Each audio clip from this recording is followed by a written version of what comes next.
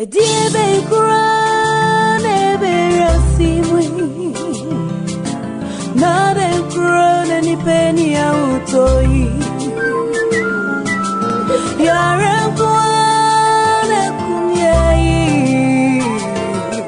now, my dear listeners, before I sign out, I would like to introduce to you Taabea Herbal Mixture, a great and effective herbal medicine for malaria, loss of appetite, and general body pains. Taabea, a fact I can personally attest to.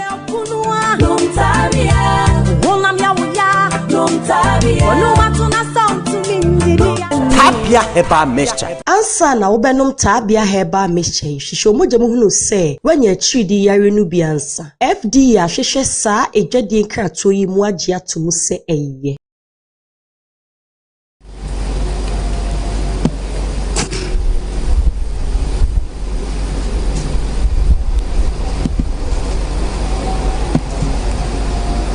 Mr. Speaker, before I proceed, I'll beg the indulgence of the House to join me in standing up and observing a minute's silence in memory of the dynamic first president of the Fourth Republic, His Excellency Jerry John Rawlings, who sadly passed away on 12th November 2020.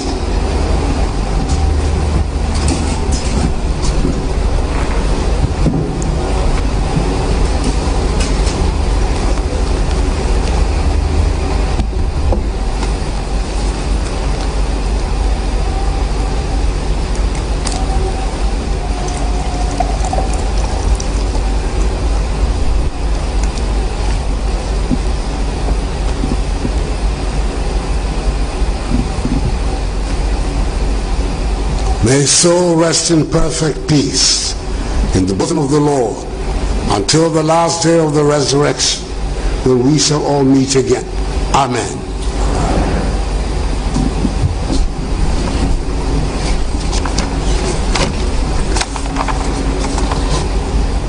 Mr. Speaker, as demanded by the Constitution, I have come before this august House to deliver on the dissolution of this seventh Parliament a message on the state of the nation, which is essentially an account of my stewardship as President of the Republic these past 4 years.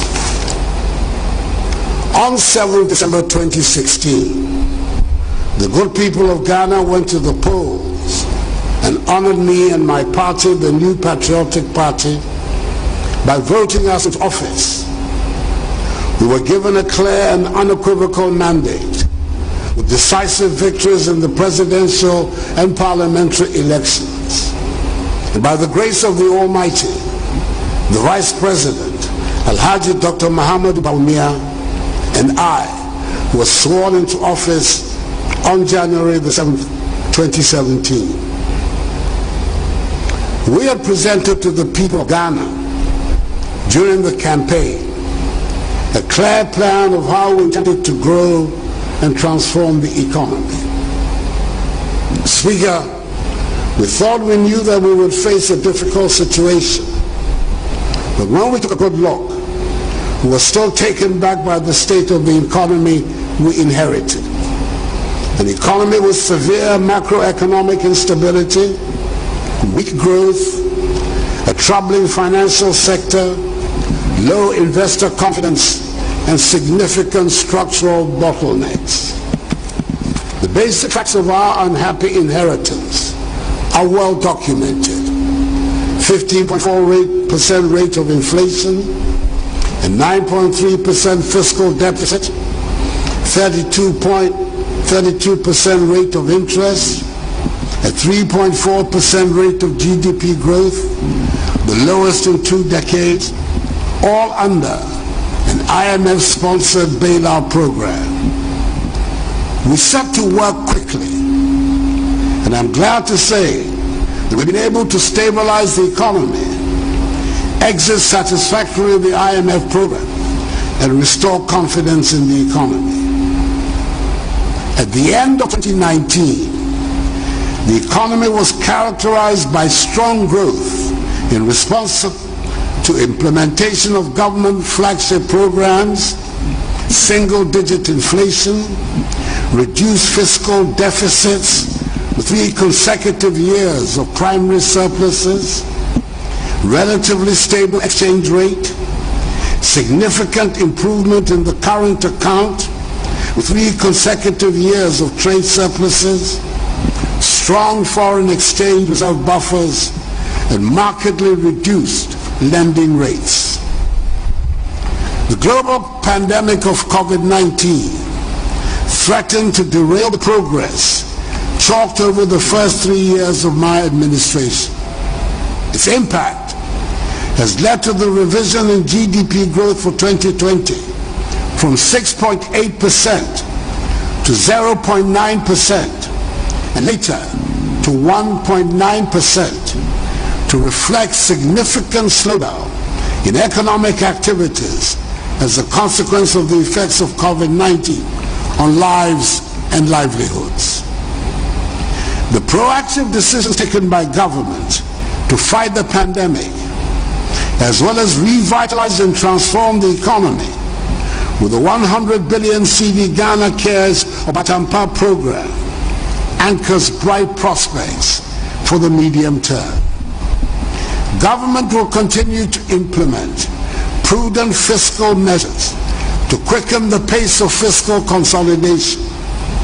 And in March this year, the Minister for Finance will come to this august house to provide further details on the measures to be taken to restore our country back to the path of economic recovery. Has recorded a number of significant milestones in our quest to formalize and modernize the Ghanaian economy. We believe it is the fairest and fastest way to achieve our goals.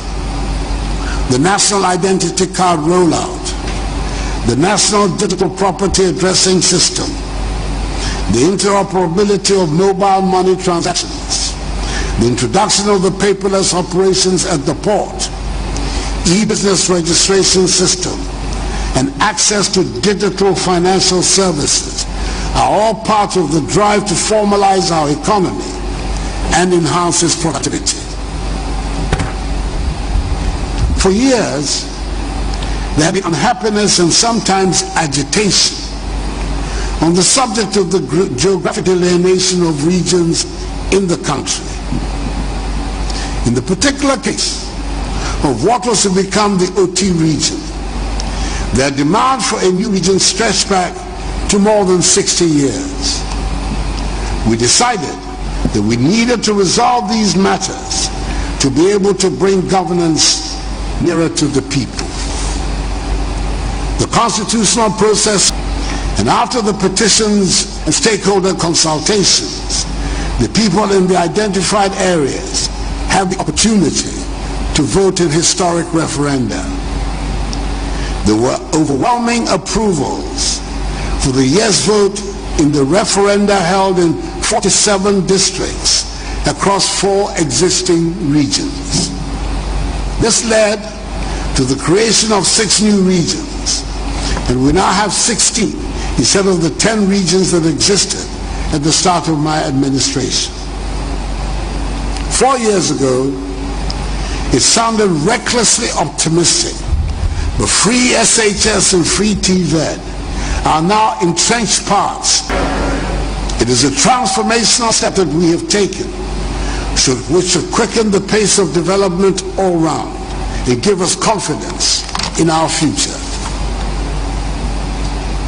In 2017, it appeared to some like the same old refrain when we said farmers and agriculture would get the highest priority. But we can see the difference it makes when a government treats farmers with respect and spends resources and expertise on agriculture. We have seen the dramatic turnaround of our agricultural fortunes due to the progressive policies that have improved the living standards of farmers in the country. The excellently executed policy for planting for food and jobs has laid the foundation for the agricultural transformation of our country. We are able to say that our country is now a net exporter of food, and we no longer have to import basic foods like plantain and tomatoes. Mr. Speaker, Ghana rice is the preferred choice in an increasing number of our homes as the growing, processing, and packaging of rice become a more established and attractive industry. During this COVID crisis, we have mercifully been spared the specter of food shortages. On the contrary, thanks to planting for food and jobs, food has been in abundance in our markets across the country. Throughout the ages, food processing has provided the takeoff point for the industrialization of many nations. And we are taking that lesson to heart as we pursue the goal to industrialize, modernize, and create jobs for the young people of our nation. One district, one factory program is part of the anchor on which we are building the comprehensive industrialization of our country. Much of the work has now been done to put in place the framework for the rapid implementation of projects. The factors that are currently in place and in production reflect the underlying principle of the program, which is the equitable distribution of development projects around the country. The prospects of our becoming the automobile hub in West Africa are growing stronger every day, with the investments being made in the country by global manufacturing giants in the automobile industry. Mr. Speaker, probably the most difficult problem the government met on coming into office was the state of the banking and financial sector. Many of our banks were in distress and had been kept on unsustainable and artificial life support by the central bank. The supervisory agencies were unfortunately not performing their duties, and the governance and management structures of many of the banks were clearly not adequate. If truth be told, many of our finance houses were running what can only be called glorified Ponzi schemes, and had lured many depositors into these schemes. We were in a desperate situation, and urgent radical measures had to be taken to prevent the collapse of the entire financial and banking sector. The Bank of Ghana, under new leadership, intervened and has restored sanity to the sector, and in the process we have saved the banks involved and 4.6 million depositors' funds. The government has had to find some 21 billion cedis to fund the cleaning up exercise. This exercise has enabled a more robust financial and banking services sector to emerge the better to finance the rapid development of our nation. Mr. Speaker, there are painful lessons that we all have to imbibe from this debacle. There is no question but that many people got attracted to the unsustainable high interest rates that some of these financial houses were offering. In all financial dealings, we have to accept what the experts tell us, that whenever whatever on offer sounds too good to be true, it invariably ends up being untrue and unsustainable. Government is committed to paying all validated claims, and I expect the process to be completed soon after the courts grant the liquidation orders for the remaining failed fund management companies. Mr. Speaker, government since my assumption of office has increased annually the budgetary allocations to all the accountability institutions of state, including Parliament and the judiciary, with the latter, for example, being the beneficiary of 90 newly constructed courts across the country. Our security agencies have been equipped with more personnel and the requisite tools needed to maintain law and order, as well as protect the territorial integrity of our borders. At the 81st Cabinet meeting, the decision was taken to exclude the security services, that is the police service, immigration service, fire service, prison service, as well as other security and intelligence agencies, just like the armed forces, from the unification of pension schemes. In other words, all the security agencies will continue to enjoy benefits under the Cap 30 pension scheme. And the appropriate legal regime will be put in place by the Ministry of Employment and Labor Relations to ensure this. Mr. Speaker, I'm pleased to report that our undertaking to bring peace to Gabon has been successful. For decades, this ancient and proud kingdom had been bedeviled with conflict. Since 2002, when a fresh eruption of the conflict ended in the tragic killing of my friend, Yana Yakubu-Andani, Gabon had become designated as a troubled land. A generation of young people have grown up knowing nothing else but Gabon as a troubled land where there was no peace, and public officials hesitated to accept postings there. On assumption of office, we decided to tackle the problem with renewed vigor.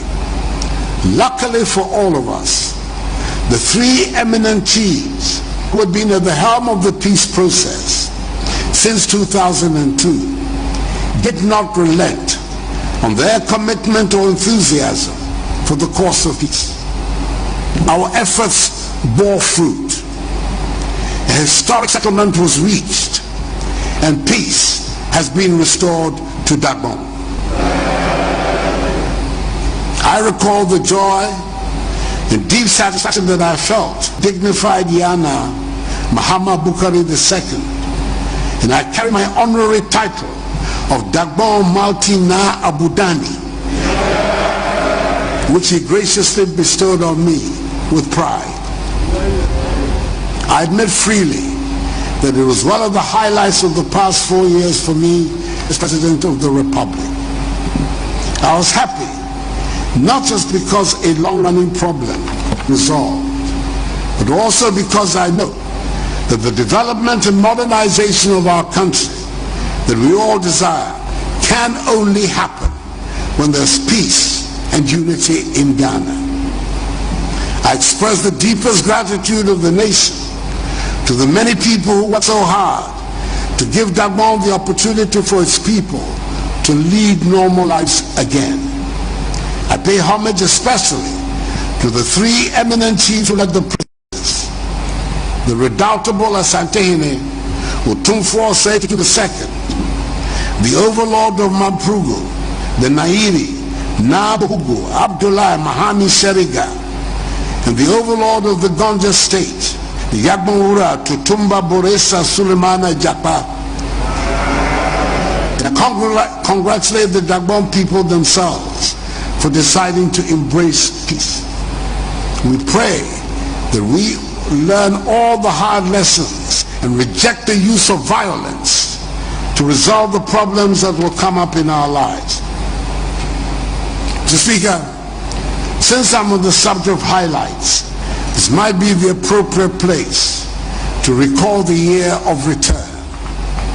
2019 marked the 400th anniversary of the start of the barbaric transatlantic slave trade, and we declare the year of return as a mark of solidarity with the descendants of the millions of Africans that were taken in captivity from our shores into the Americas and Caribbean. Black people in the African diaspora, those in the Americas and Caribbean, and indeed in the rest of the world, took to their hearts our invitation and came in their numbers to Ghana. Our country throbbed to the sound of the returnees and the joy of finding a welcome after the trauma of 400 years of the horror of the slave trade. The young people of the world came to Ghana, and it was a good experience for all of us to play host to the world.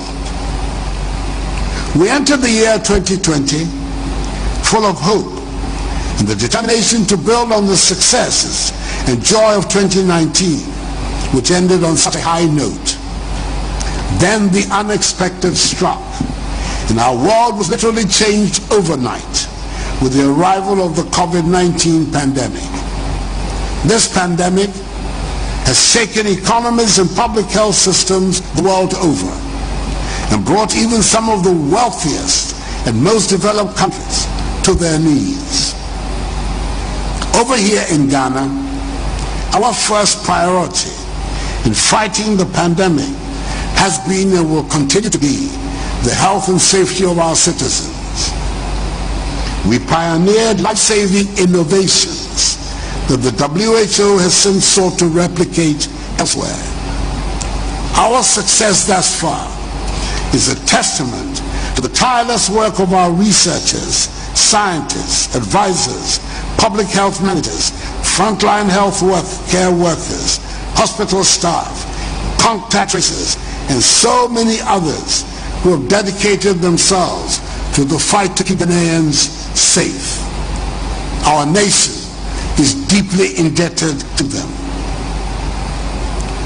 Prior to the onset of the pandemic on our shores, government had succeeded in restoring the highly indebted National Health Insurance Scheme inherited in January 2017 back to rude health. Some 95,000 health workers were recruited into the public health sector, and we ensured that each constituency now has a well-equipped, functioning ambulance. COVID-19 has presented us with the opportunity to resolve some long-standing problems in the health sector, deaths, to resolve the problem of infrastructure deficit in the healthcare system once and for all, with the exception of Agenda 111 and the start of the building of hospitals around the country. We are upgrading district hospitals where they exist and establishing new ones where they do not. We're also investing in our next generation of Ghanaian doctors and nurses. Throughout the period, I have tried to keep the Ghanaian people informed with regular broadcasts so we all know what is going on. This has led to the phrase fellow Ghanaians attaining a new status as Ghanaians brought their famed ingenuity to find relief in the doom of the devastation being wreaked by the pandemic. Our artists and designers have brought their expertise to bring unexpected relief. We're wearing the fellow Ghanaians and this too shall pass fabric with pride and the knowledge that we're able to find something positive out of the darkest events. I've had a team of dedicated Ghanaian professionals formed into a task force who have been advising me throughout the crisis, and I'm extremely appreciative of them and all those who have risen to the occasion and helped us to cope with the crisis. I'm using this opportunity to again remind all of us that the pandemic is still with us and we have to maintain the protocols to keep us safe. Mr. Speaker, these past 4 years it has been a joy and a great privilege to serve our nation as president. There were many moments of great satisfaction, some moments of frustration, and some moments of disappointment. That is not saying anything special. That is life, and I did not expect that everything the government tries to do would have universal acceptance. There is one subject, though, which I believe we, the people, need to have an open conversation, and that is the phenomenon of galamsey. Should we allow or not allow galamsey?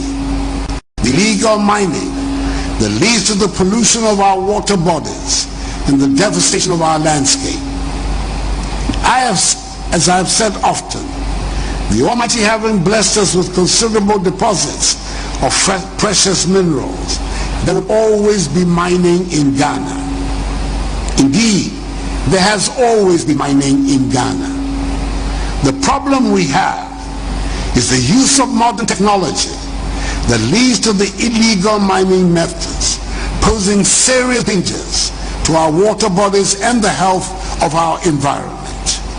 The pollution of our rivers and water resources has been so acute on occasion that the Ghana Water Company is unable to afford the distilling of water to make for safe drinking. We have to talk about galamsey. We who are leaders owe it to the country to take the subject out of the party political arena and have an honest conversation about this menace to our future. Mr. Speaker, by dint of hard work, we have ensured that presently our country's reputation amongst the Community of Nations is high.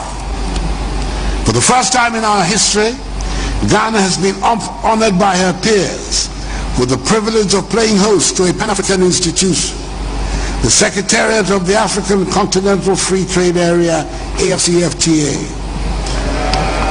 One of the most momentous developments in the modern history of our continent.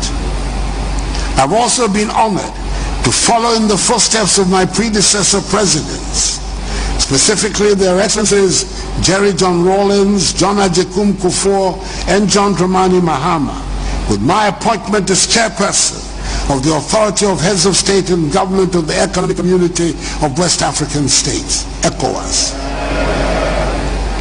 I'm aware of the enormity of the task ahead, and I assure the community that I'll discharge my duties to the best of my abilities. Mr. Speaker, I would like to say a special thank you to the members of this august House, to the members of this 7th Parliament in our 4th Republic. I speak as someone who has served 3 terms in this House, and I can safely say that this 7th Parliament has been the busiest ever and arguably the most productive in the history of our country. You have passed almost 50 pieces of legislative instruments. The acts have been wide-ranging in scope and reach. We finally have the Right to Information Act. We have an Office of Special Prosecutor Act. The Ghana Integrated Aluminum Development Corporation Act. The Ghana Integrated Iron and Steel Development Act. The Witness Protection Act. The Lands Act. The Historic Private Members Bill, and lots more. In many ways, you have helped transform Ghana, and you have every right collectively to be proud of the work you have done. Mr. Speaker, the next Parliament is not going to be anything like this one that ends today. I do not suggest that the House might not be as busy, but the sitting arrangements, the source and distance, in the end, he chose the legal path. Instead of the pockets of violence that have attended the rejection of the results by his party in the period after the elections. We all have to make a deliberate decision to invest in the rule of law and uphold the integrity of the institutions of our state, so that no person or group of persons take the law into their own hands with impunity. Mr. Speaker, it has been my great pleasure and exceptional privilege these 4 years to have served as President of our beloved country. I'm grateful to you, this Honorable House, for its cooperation in the enterprise to attain our common goal and aspiration of advancing the peace, progress, and welfare of the Ghanaian people. I will see some of you in February. And those of you